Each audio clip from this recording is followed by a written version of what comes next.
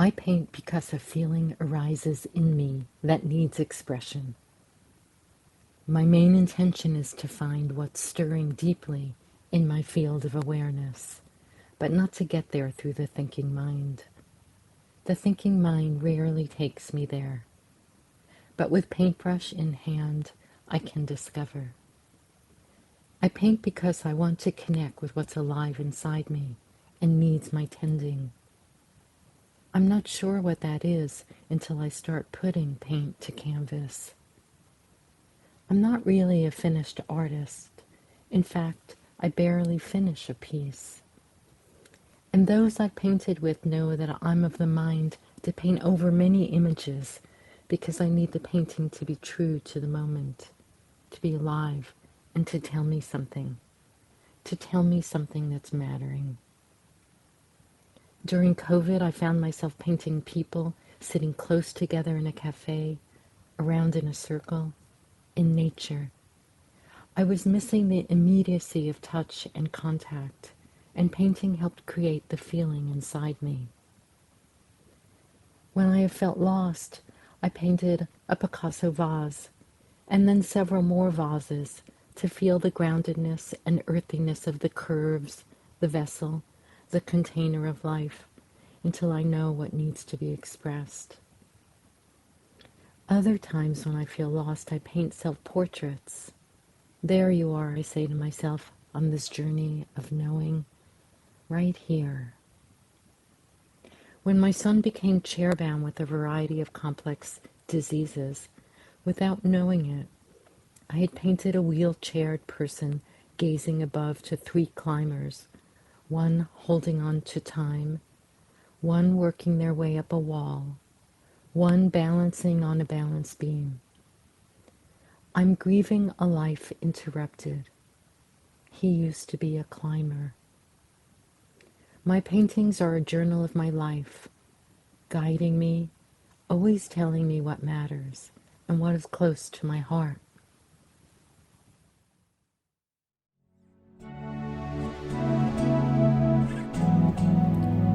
You're listening to State of Mind, Being Human and Living Well. I'm the producer and your host today, Deborah Sloss, licensed marriage and family therapist, and my pronouns are she, her.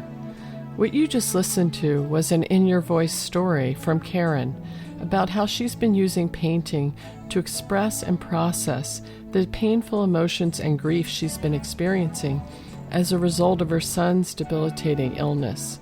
You can see some of the touching, expressive self-portraits and paintings Karen talks about on the resource list listed in the show notes for this episode on our website at www.stateofmindmedia.org.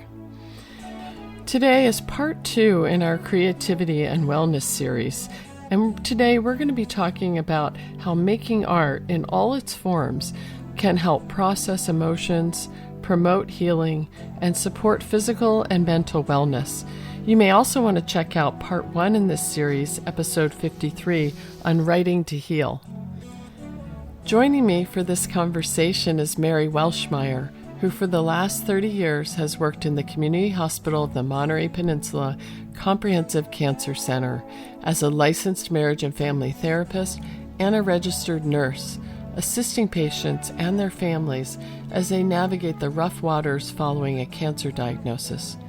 Through both individual meetings and free weekly support groups, Mary works to attend to patients' physical, emotional, and spiritual needs.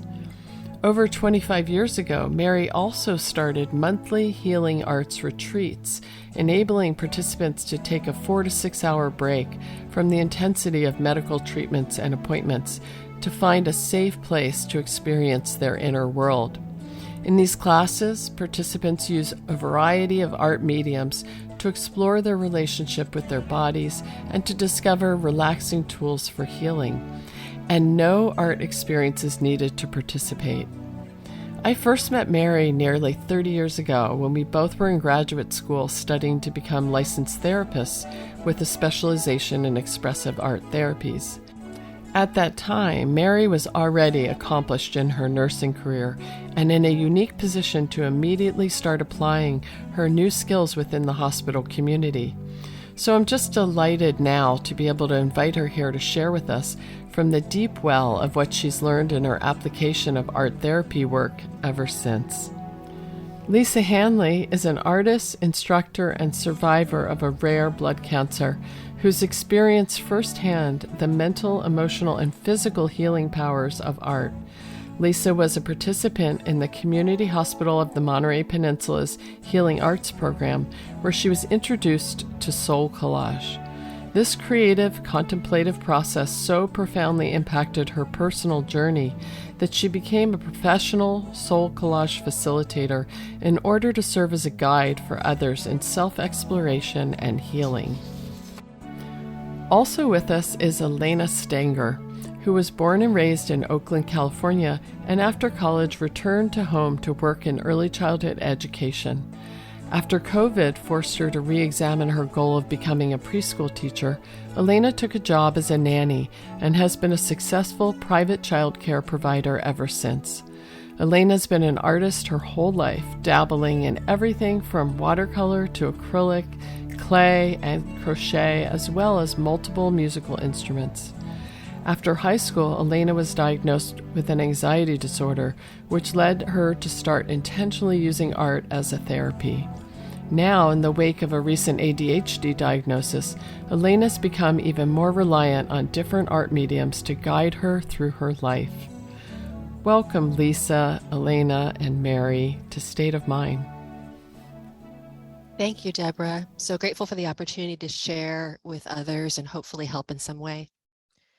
Thank you so much. I'm so excited to be here and talk about my experience and hopefully help others in their own journeys. And thank you. I'm very excited to be here to share my passion for a therapeutic modality that has served many people in their journey toward wellness. Well, Mary, I want to start with you. Can you just give us a brief overview of what art therapy is and how does making art therapeutically differ from an art class or other ways of making art? Well, art therapy is a form of psychotherapy that uses art media as its primary mode of expression and communication. And through art therapy, one can access parts of self that are sometimes difficult to describe verbally. So I find that art therapy reaches deeply into the souls of the participant and emotions, hopes, conflicts, angst about life in general as a human are expressed through art form and kind of bubble out. I will distinguish art therapists are people who have studied art therapy and have earned a master's degree. Not all of them are also psychotherapists. However, they know how to process art. And I am, as Deborah, you mentioned, a licensed marriage and family therapist with a specialization in expressive arts therapy. And just to add one last thing, expressive art therapy is not just creating on paper. It's using three-dimensional modalities like clay or movement or writing. And so it has a lot of aspects to it. I'm sure that people out there listening, there might be some that are thinking, well, I'm not an artist. Or maybe they're thinking, if I were to make something that expressed my real feelings, it would not be pretty. So what would you want to say to those people?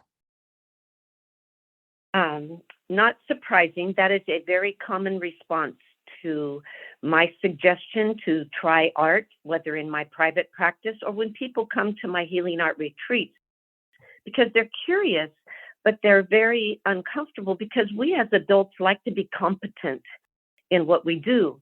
And when a person enters the room for an art class, a healing art retreat, or if I suggest in my office an art experience, that resistance is there because it's unfamiliar for many and foreign. Many people haven't held a crayon or a paintbrush since kindergarten. So I will tell them that I want them to be in kindergarten with me and not know, and be explorational and try to find avenues to learn about themselves in a very gentle manner. And of course, art therapy is not about hangable art necessarily, also, although sometimes it can turn out to be hangable art. It is not art that is technically created, but very spontaneously created and is reflective of one's inner world. So I always encourage people to ask their critic to leave the room and to allow themselves a playful experience. Find answers about their own wellness and healing.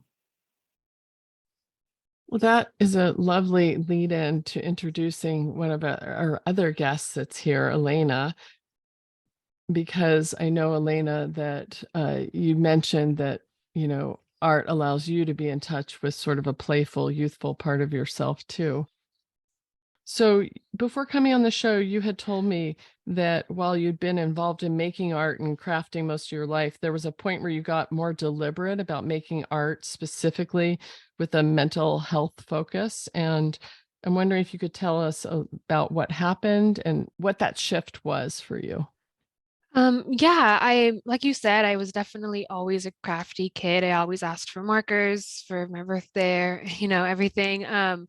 It made me different from my twin sister. She was not as creative as I am. And so I've always had that inside of me, but it wasn't until the end of high school. I think right before my senior year, I had my first like actual anxiety attack. And I remember my dad sat me down. My mom was out of town with my sisters, and he was really not sure what to do because we both were very new to this. And he just gave me my watercolors and my papers and said, "Hey, just what do you feel?" And I mentioned to you, Deborah, that I still have the piece of art that I made. It is weird looking. It's pretty dark. Kind of like Mary said, it's not my favorite thing to look at, I guess, but it reminds me of that moment where I realized that art didn't just have to be a hobby. It helped me put something on paper when I had no idea what was going on in my head. I was so foreign. The anxiety was not something that I even thought about having an issue with or anything. Looking back, I definitely was an anxious child, but it wasn't until that moment that, my dad really, he, he really helped me with that. And he said, "I know that you're creative and you love art," and we kind of were at both of our wits' end, not knowing what to do for me. And so, like Mary was saying, I really started realizing that it wasn't just pen on paper or painting that I had to do. I started doing clay, or in my college, they had a lot of different, meet and greet events with, you can paint a plant pot or something. And I kind of really became more creative in that way, I think, then. Elena, when I was talking to you about coming on the show, you told me that making art was an essential activity for you to do nearly every day. Can you say more about why this has become so important and how that works for you? Yeah, of course. I mean, I guess first every day I don't, it's not an hyperbole. I do something creative every single day. Whether I sit on the couch and crochet for a couple of minutes, or I spend hours on a clay project, or I create a lot for other people. That's part of my motivation as well. And so I'm not always just creating, I'm not always just doing, art therapy. I'm not necessarily creating my feelings. I'm not necessarily always sitting here trying to think about how to journal through art. I just make things and then it makes me feel better. And so whatever medium it is, I spend the time every day because it helps organize my brain.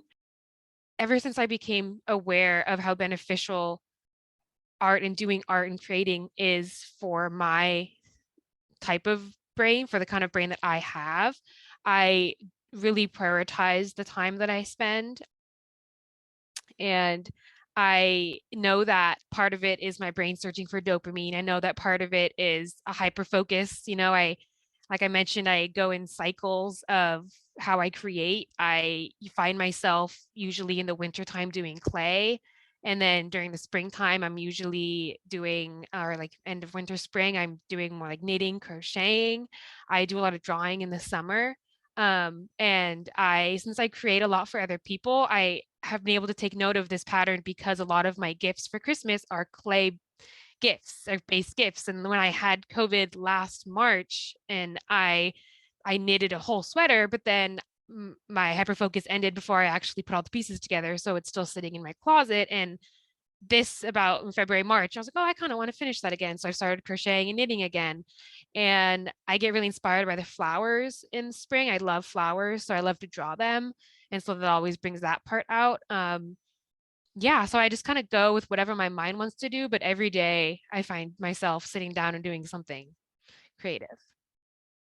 Well, also with us today is Lisa Handley, a former member of Mary's Healing Arts Group at Community Hospital of the Monterey Peninsula. So, Lisa, how did you get started making art, and when and how did it become a tool for healing? So, Deborah, I think that creativity has been a safe haven for me for as long as I can remember, all the way back to childhood. And I spent over 20 years in the corporate world in a very fast-paced, high-demanding job within the fashion industry. So at that time, creative interests took a back seat, and I had slim to none free time. And so what little free time I had, I often spent enjoying collaging holiday and birthday cards for family and friends and creating handmade gifts, but it always felt like I didn't have enough time. And I saw it as being a way to manage the stress of a demanding career, but I didn't really make the connection yet to the deeper potential of healing through art. And then my job was relocated and I was unwilling to move, so I was laid off. And at that time, I got a little hint of art's potential to heal because I made the decision to start a new path and pursue a more creative career. And my first step, I remember, was to fulfill a dream, which was this mixed media collage workshop up in the Bay Area. I had saved a Sunset magazine clipping about this artist, and I was really intrigued about her work and wanting to take one of her workshops. And so I signed up. And at that workshop, which was in her home studio in San Rafael, I created a piece that I called Wish, Dream, Shine, Peace. And so it was this like first foray into realizing that art could have this depth of meaning. And then really art's healing potential became full-fledged for me when I became ill and I was diagnosed with the rare blood cancer that you mentioned. And it came about really in two ways. I had a group of friends who really encouraged me to create, they called it angst art, as a way to process the physical and emotional experiences I was encountering. And the second way was a wonderful nurse on my care team who connected me with Mary and her healing art program. And, fast forward to now and all that I've learned, and I really now can see the benefit of using art as a powerful healing tool. So I incorporate it into my personal life and use it for contemplation alongside the creative work that I do for my profession as well. Lisa, as you navigated your cancer illness and the treatments, were there mental health impacts that you experienced? And if so, what were they, and how did making art specifically help with those? So most definitely, I was encountering fear, anxiety, uncertainty. And when I think back, those emotions were going on, but I stifled them because I was so focused on wanting to get better, on wanting to live. And I did follow through on my friend's suggestion to create angst art, but I had to change it. So I transformed it to angst art with hope and whimsy because I felt like it aligned with my will to survive, my intention to get better. And I also followed through on connecting with Mary and her healing art program. And so that really opened my eyes to how powerful art could be for bringing articulation to what I was feeling and experiencing.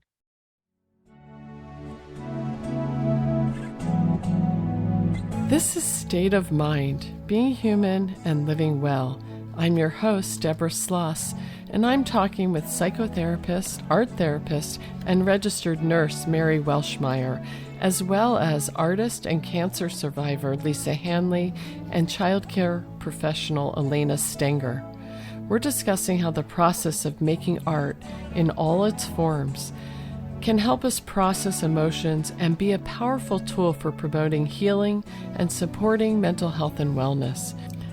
This is part 2 in our Creativity and Wellness series, and I encourage you to also check out part 1, last month's episode on writing to heal. Back to our interview.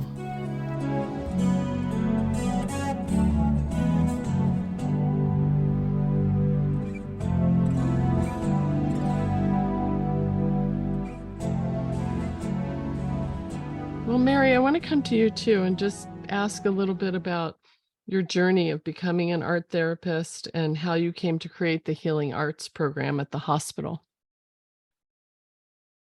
Well, in my own process, in my own therapy, I was exposed to art therapy, and I was profoundly moved by it because I found it gentle, but so revealing.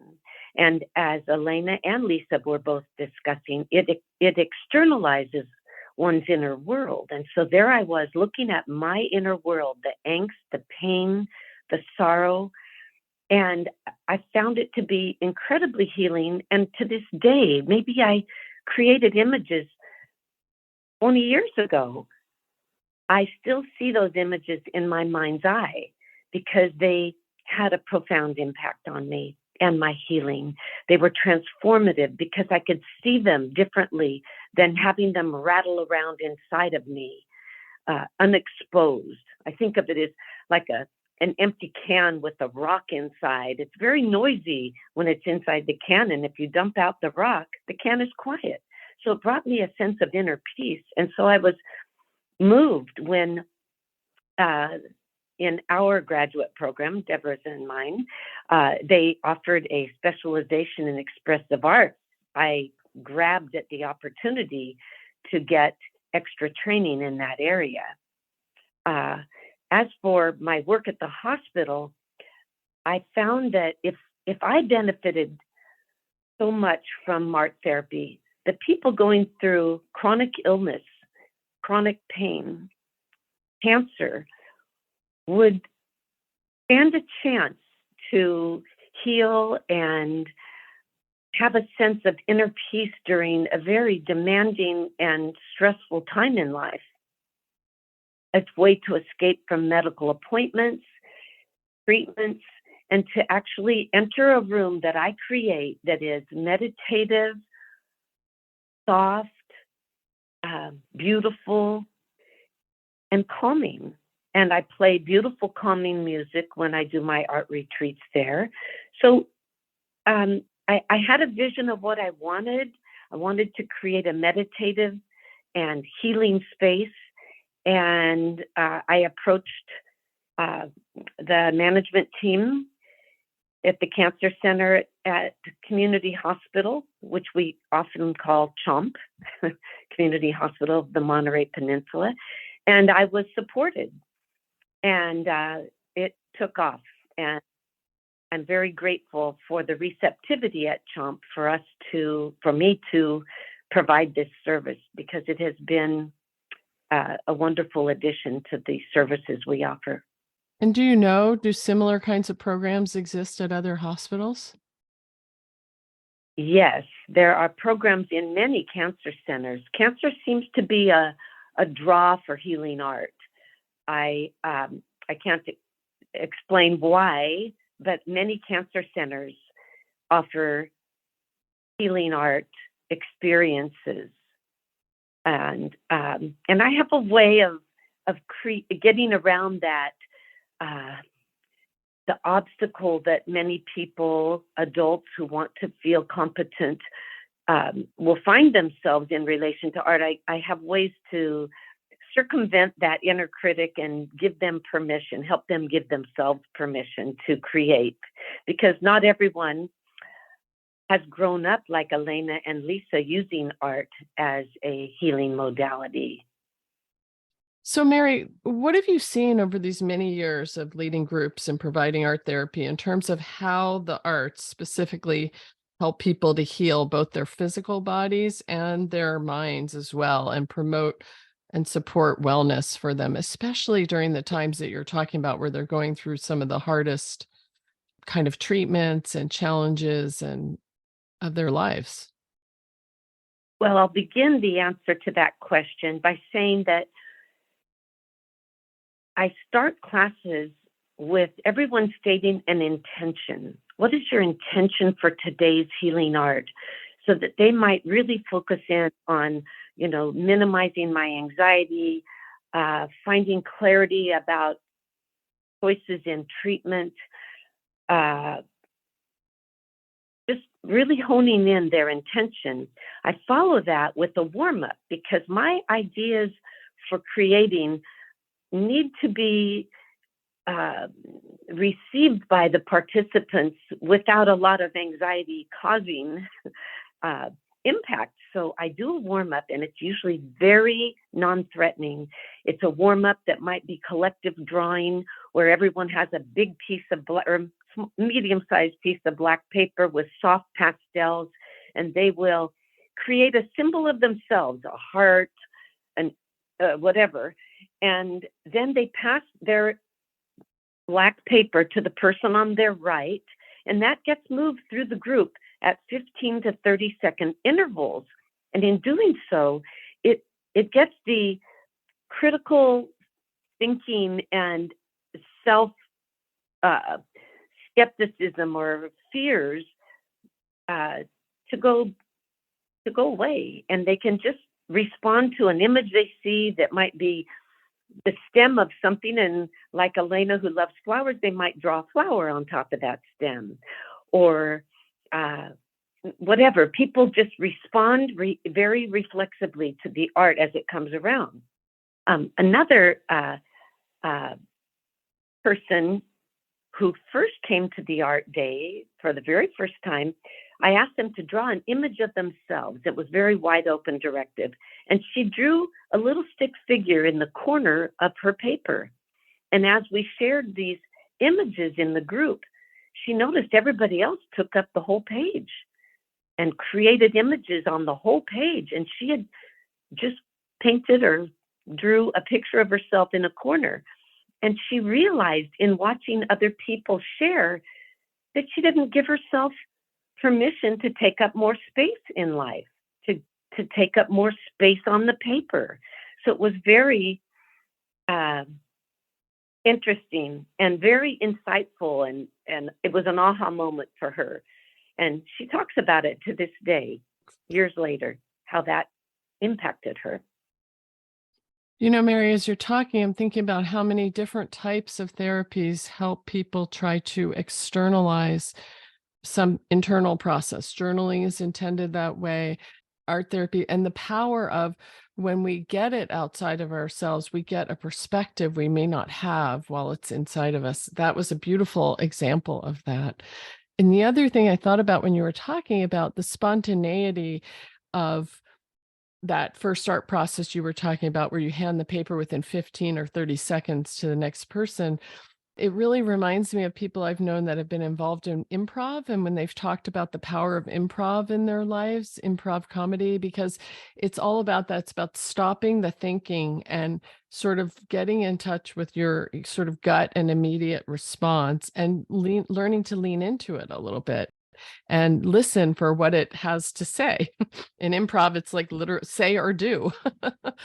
But I just wanted to bring that up because it would be another sort of outlet that's non-art based that would probably have similar kinds of effects. So because, in this series, I really want to explore the full breadth of creativity and wellness. So that was just a great connection. And Lisa, I see you have something you want to add to that. I just wanted to mention, Mary, those warm-ups where we passed the paper around. It also provided a chance to feel a sense of connection with your fellow seekers of healing in that group. And so there was that sense of anybody felt intimidated by being there or being, in the group. It's like you felt a greater sense of comfort being comfortable in the group setting, just because you were sharing that experience together. Well, that's what I wanted to ask you next about, Lisa, is that you found the experience of doing the healing artwork within a group to be surprisingly powerful.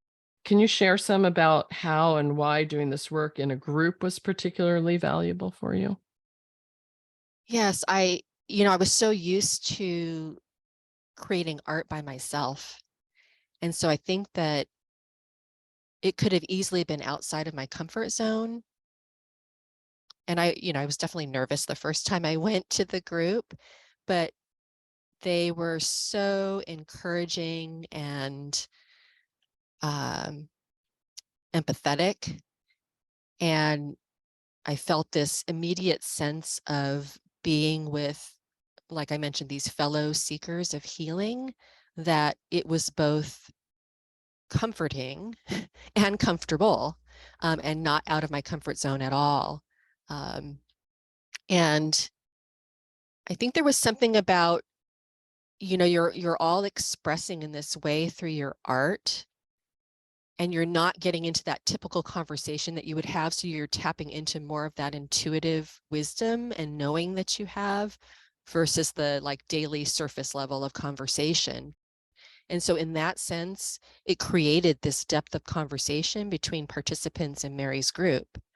And we had an opportunity to share our art. And I think that common desire and need for feeling some sense of healing gave us this automatic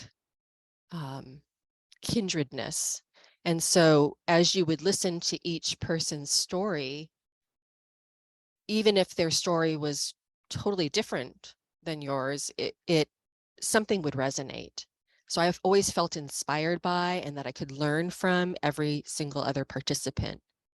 And in turn, I felt like they understood me, even if my story was different from theirs. And so I felt seen and heard, and maybe some of the things that I couldn't really express to others in my life, because for whatever reason, right, they weren't in that same space that I was in. I was in the healing art group. I felt like we were all in a similar space. And so we were really taking the time to hear and see one another. And I think also the art allows your authenticity to come out. And so it's just this very deep level of expression and communication. Lisa, I also understand that group experience was so profound for you that it led you to reshape your career path. Did you want to say something about that? Sure, Deborah. So Mary occasionally would include a process called soul collage in our healing art retreats.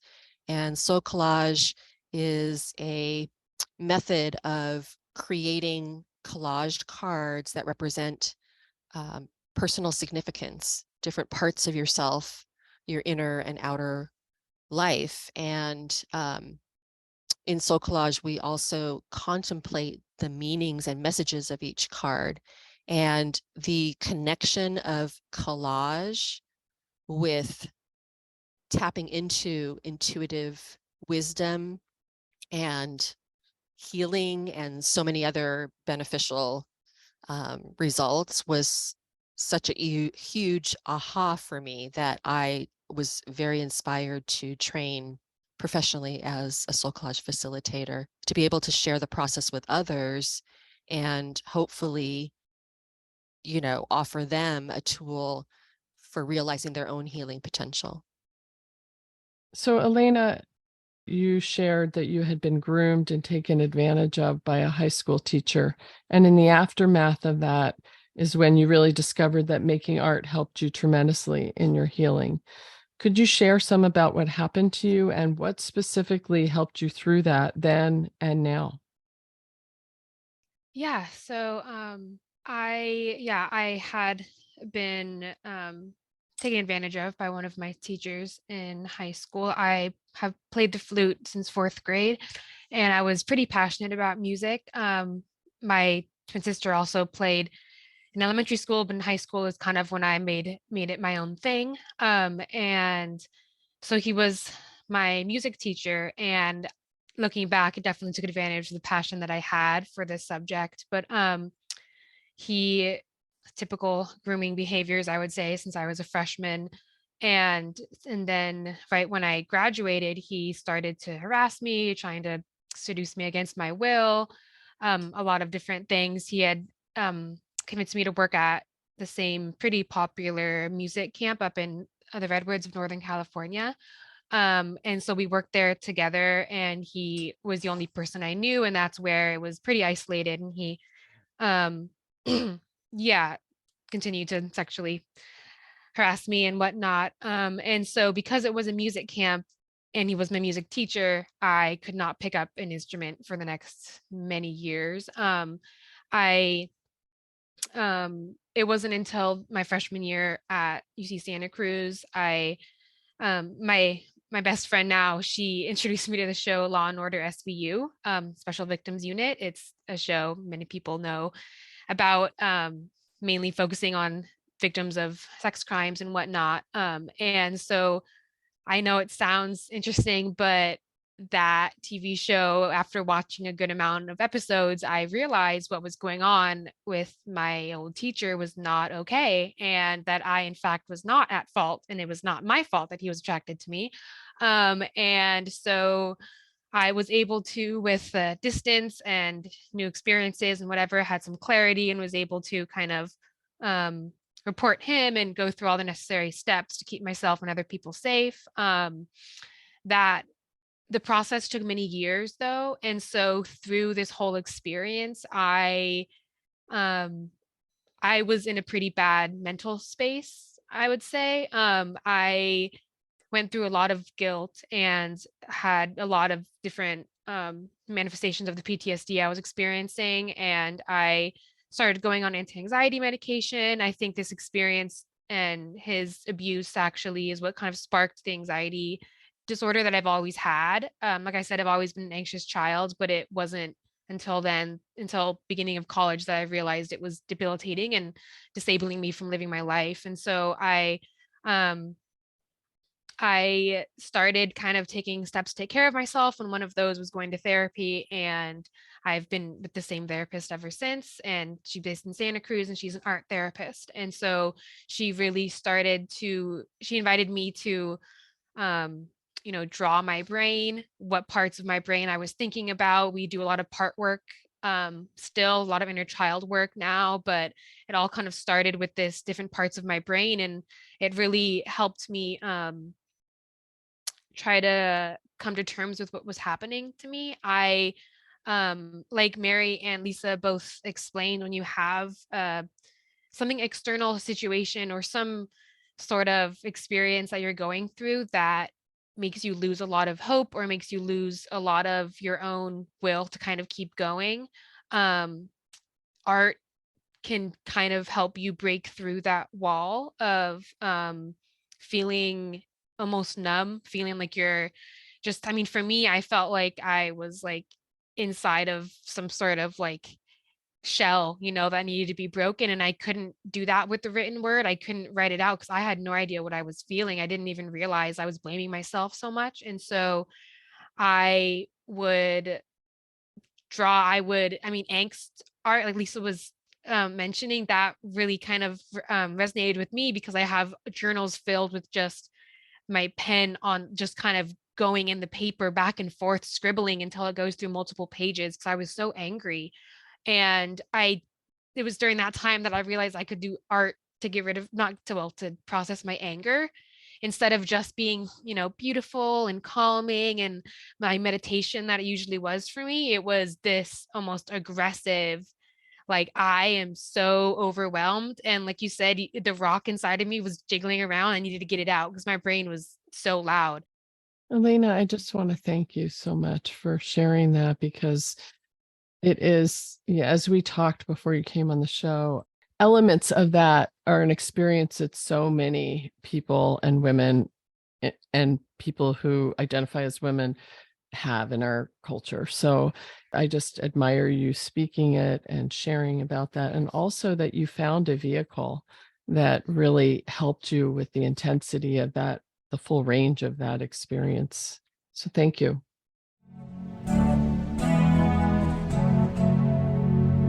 You're listening to State of Mind, Being Human and Living Well. I'm your host, Deborah Sloss.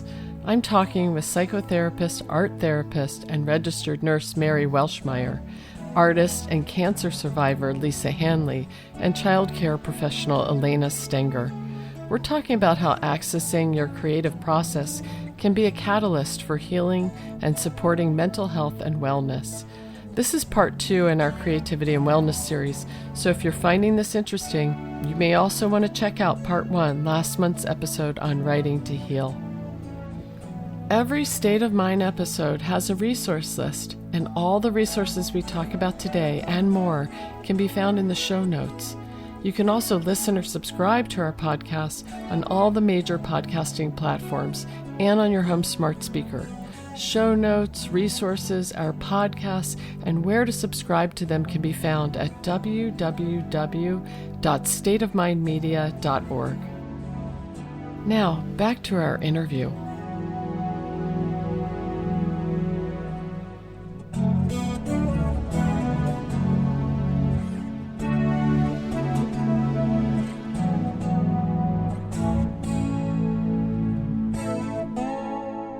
So Mary, would you have suggestions for someone who might be listening and would be curious about how they might explore this? And I think it's important people understand that this can be done within the context of a formal therapeutic setting or outside of that, as Elena has given lots of examples of too. So I'm wondering, do you have any just quick, short suggestions you might have for someone that's just curious but not sure how they might get started?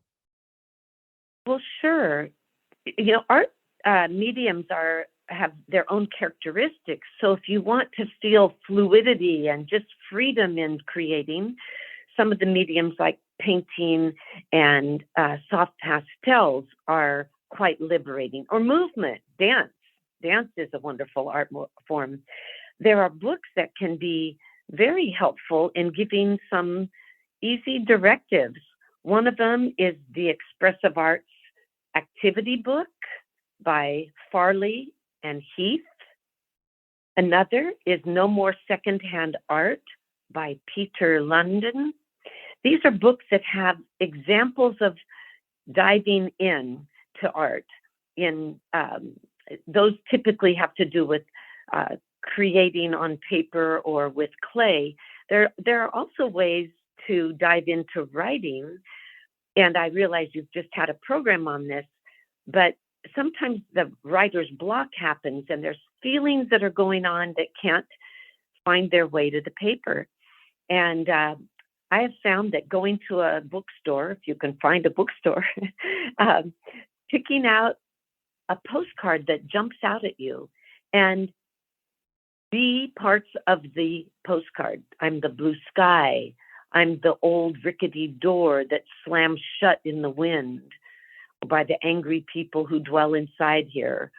Just personifying parts of a postcard can be very revealing and yet gentle, very gentle. So yes, there's also a book, Practical Art Therapy by Susan Buchalter. And some of these are ways to enhance your experience by giving you ideas for art. Great, thanks. Lisa, what would you want to say to people who think maybe they're not creative and they couldn't make art? What would you want to share with them about, how they might get started, or how do you get started when you're having a tough time? So I just think I want to encourage everyone that, as cliche as it might sound, that I think each of us truly has an inner artist. Right? We innately have creativity within us. It's just figuring out what that inner artist looks like for each person. And so maybe it isn't the typical art mediums, visual or performing arts. It could be something like gardening or cooking, or, I was even thinking like just decorating your home, like how you rearrange your mantle or a bookshelf can be done in a creative way, and how that could even be calming. And so I think if everybody just finds their niche, like what it is, and to me, it's like what we love and value, like what makes you just automatically feel calmer and more centered, then that's your like go-to creative activity. So I would just encourage everyone to think outside the box about what that is, or even Deborah, what you mentioned earlier about improv. So there's so many different ways to express creativity. It doesn't have to be what might seem like the usual forms. As we wrap up, I just want to ask you if there's any last final thoughts that you really want to leave listeners with, Elena.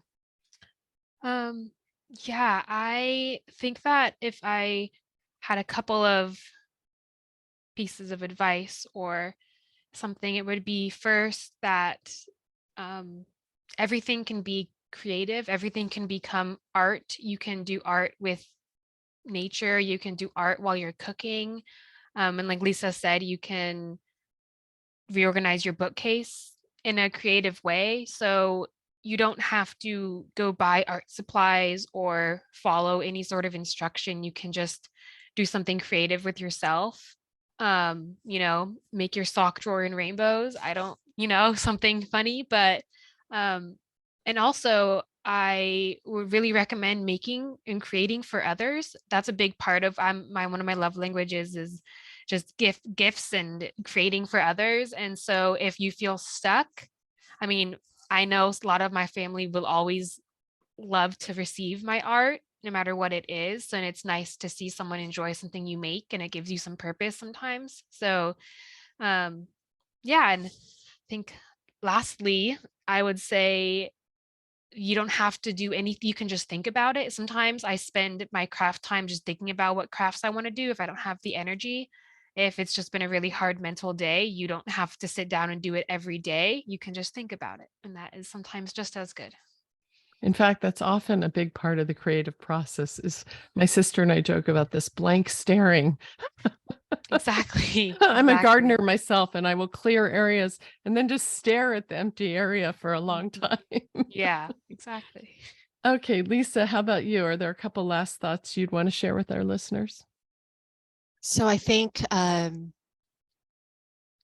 one would be just, if you start to explore art as a healing tool, just know that it's a multifaceted experience. And so try to embrace all of it. It can be both profound and playful. It could be serious and fun. Some parts might feel light and others are going to be heavy. But I think being able to trust that whatever comes out will ultimately have some sort of healing value. I think trust is really important, because and to be able to just trust yourself and what's coming up intuitively for you. And that, tapping into any form of creativity as a source for healing can be, to me, I just think it allows us to shift our perspective and to notice possibility. That's been huge for me. I call it the what if monster. So if you can shift your what if monster from saying like, well, what if all these bad things are going to happen? Like, what if the cancer comes back? Or what if the fatigue is not a normal level of tiredness, to like, well, what if the positive outcome, what if can be just opening up the door to many new opportunities. And so I think art allows you that pathway to perspectives and possibilities. And what about you, Mary? What wisdom have you gleaned from your many years of helping people engage in the creative process and for healing? Trust the process and enjoy the journey to knowing yourself and loving yourself and seeing yourself as this beautiful, authentic human. I also love a saying that I heard when I was interning at Beacon House years ago, and it is, you can't have something you've never had if you aren't willing to try something you've never done. And I live by that. I think, well, what's the worst that can happen? Give it a try. Jump in and see what I can learn, because I see every experience, difficult times as well as pleasurable times, as a journey toward me having more awareness and more wisdom emerge around the process of being a human. And let your kindergarten self come out and be playful so that you can allow that wisdom to emerge and bring more pleasure to you in your life.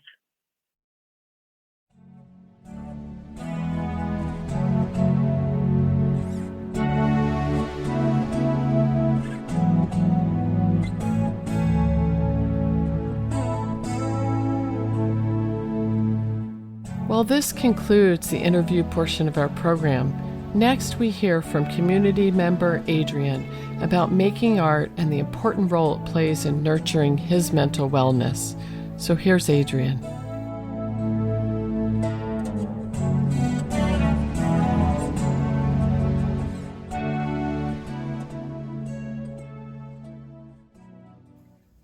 Greetings, listeners. My name is Adrian. I manage a residential peer respite program, and my diagnosis, to share just kind of an experience, is schizophrenia for most of my life. So I hear voices and have really abstract thinking at times, but have found a way to muscle through it and find peace and balance. And I always struggled to find a way to navigate my intense thoughts. And when I graduated college, I went to community college and took a class in hand building and ceramics and jazz theory, jazz improv class, and really took to both, but more so took to the clay aspect. I finally made friends. It was hard to not have friends because of the way that I experienced the world. But when I moved to Santa Cruz, but then I started to branch out because of the people at the community college, and had an instant group of friends that some still really connected to with now. Something that this really affected me in the way that I approach things. So something that really surprised me was how well I took to clay, how much fun it came to be, get my hands kind of messy and in the muck and wipe it on my brow and just really appreciating connecting with it in every way. And also same with music, and I also paint a little and I draw a lot, and I've written quite a bit. I've written a book that still is a work in progress, but it's amazing just how much coping and finding self-care and balance and restoration through creativity and ceramics I create whimsical creatures and masks and at first they sort of disturbed me, like they were a little bit too intense for me, and it kind of scared me. I was afraid of my own work sometimes, or thinking that I hurt people by making them, if they resembled somebody I thought that I knew. But what I learned was, as I became more balanced and had more peace within and knew how to navigate the world better than when I had before, they mellowed out. The sculptures are now just loving little creatures, which is how I identify in the world, as someone who is loving and open and caring. So I really found a creative outlet to really experience the world. And something I wish I'd known earlier is just this idea of how self-care really keeps me balanced, keeps me thriving, keeps me alive, hopeful, open, all the wonderful things. And so a silver lining for me might be that all along what was deep within me, this caring human being, caring about others and being cared for by others, even though it was hard to feel that my family was always with me. My friends took care of me and so we found ways to make peace. And something that has helped me tremendously is just knowing that people like you are out there in the world.